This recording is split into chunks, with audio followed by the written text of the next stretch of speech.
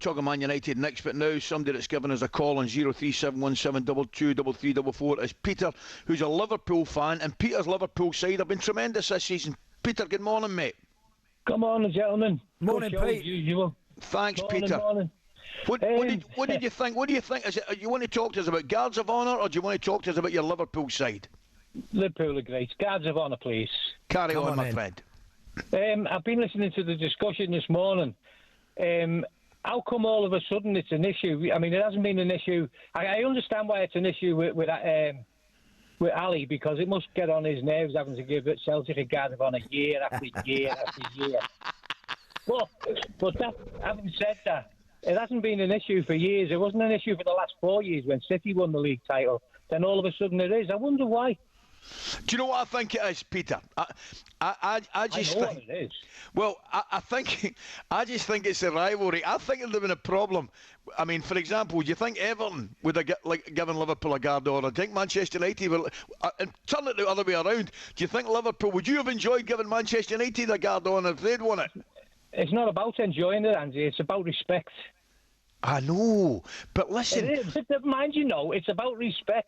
You've got to respect the team that wins the league. Pete, I'm totally with you. Absolutely. I don't think it's that hard as a man to have to accept. Okay, it's not that hard, Ali. Come on, it's not that difficult to do. Goodness me, you ain't got to enjoy the moment. You haven't really got to look at anybody, but do it. Pull your shirt over your head. Exactly, do it. Yeah. I'm telling you right now, I'll bet you wee Lenny's coming on in half an hour, and I bet he agrees with me. I'll bet you any money agrees with me. He's as bitter as you. You're not wrong, Peter. Thanks for your call, mate. Well done to Liverpool. Ali, look, Paul has said the Guard of Honour is just about showing some respect, which has disappeared from society. Good point, Paul. The handshake has now become a high five. You can't even offer a lady a seat on the train nowadays without getting an earful, he says. But, Paul, I'm with you, pal. Honestly, I think a Guard of Honour, and I honestly think that the bigger and better man is prepared to do a Guard of Honour for someone that's achieved a lot over the previous 10 months. And I don't think it's that hard to do. I'm being absolutely serious here, Coisty, and I want you to start a campaign north of the border saying that you'll do it. Right. Okay. I'll start at 1 minute past 10 when I come off, right? Manchester United were beaten 4-3 at Brentford to bring up their 16th defeat of the Premier League season. No.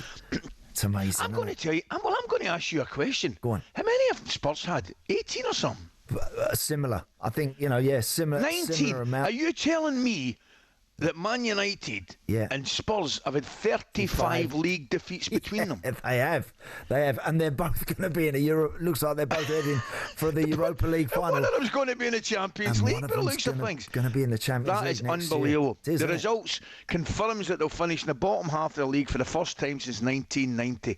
Joining us to give us, tell us what it's all about. Describe it for us is Micky Gray. Micky, good morning, mate. What's happening? Morning, Mick. McCoist, Andy, how are you doing, lads? Yeah, I don't know what's going on at Man United this 35 season. defeats between the two of them. Well, for Tottenham, that's 50% of the games before we get to the end of the season. It's just too much. I mean, there's been talk, hasn't there? Can Postecoglou stay in a job if he actually goes and wins the Europa League? I think that's probably gone now.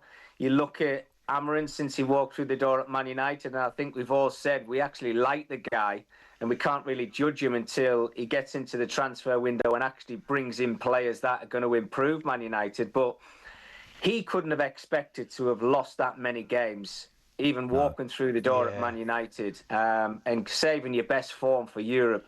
Because the Premier League, they still had a chance when he actually walked through the door to finish in the top half and maybe push towards those European positions. But week after week, the performances just seem to be getting worse and worse. I know he played a few youngsters yesterday. Yes. Yeah. But this is Man United. You've got to actually get a tune out the team. And he's been behind the scenes now to actually work with the players on the training ground and improve them.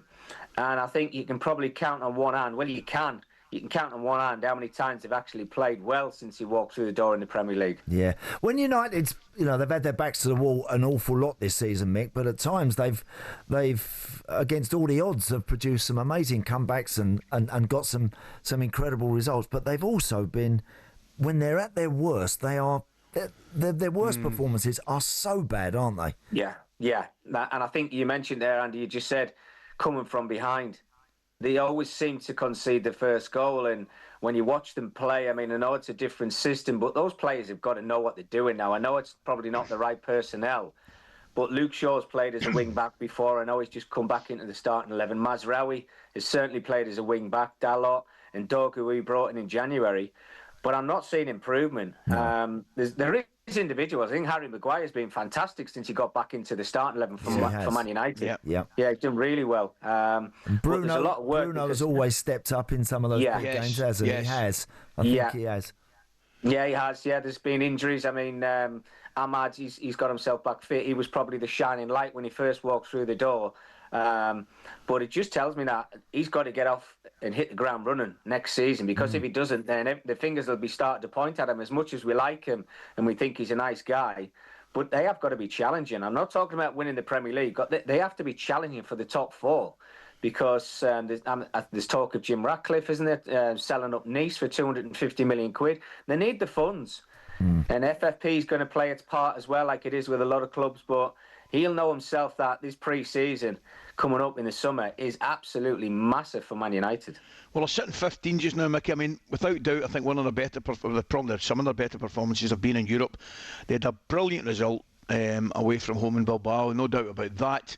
What do you think next year? I mean, there's every possibility. I mean, you'd have to say they should get the job finished and get to the final. There's actually every possibility they could finish, well, they're sitting like 15th at the moment, finish in a really low position but qualify for the Champions League.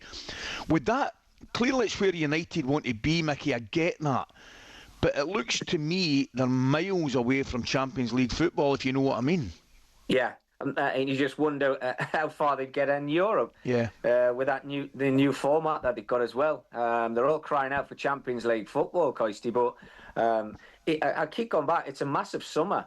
But what can Man United bring to the football club? You know, what do they need? I mean, if we could sit here for half an hour and talk about how many players they need and how many players are going to be leaving the club. But what are they able to go out and spend? Because if they don't go and win the Europa League, then their hands are going to be tied. They haven't got the money to go and bring in the players. They're relying on the younger guys who played yesterday to come through and break into the scene and maybe put pressure on the starting 11.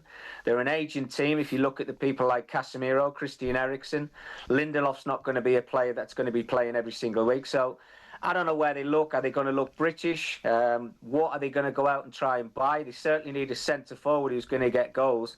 I don't know. Have you had a conversation about Jamie Vardy? Would you take him at Man United? I'm sure there's a few Premier League clubs that take him and maybe bring him off the bench for the last half an hour or something, but they just need a heck of a lot. Just a quick one, Mickey. I mean, looking at it, talking about players coming into the club, what a problem it would give them if somebody put an offer in for Fernandes. Yeah. Well, I mean, a couple of weeks ago, Coisty, there was talk of Real Madrid. Yeah. I think they kiboshed that, didn't they, and said, look, you know, I want to stay at Manchester United. He's been brilliant this year. He really has, hasn't he? Yeah, I mean, you think about his goal return and his assists, which he does get every single season, to be fair to him. And everybody about 2 or 3 months ago was saying Bruno Fernandes was the problem because of him waving his arms around and his body language. But without him, I dread to think where Man United would be this season. I know. Good point. talkSPORT Breakfast, waking you up Monday to Friday morning from 6 a.m. on AM, on DAB, via the talkSPORT app and on your smart speaker. talkSPORT.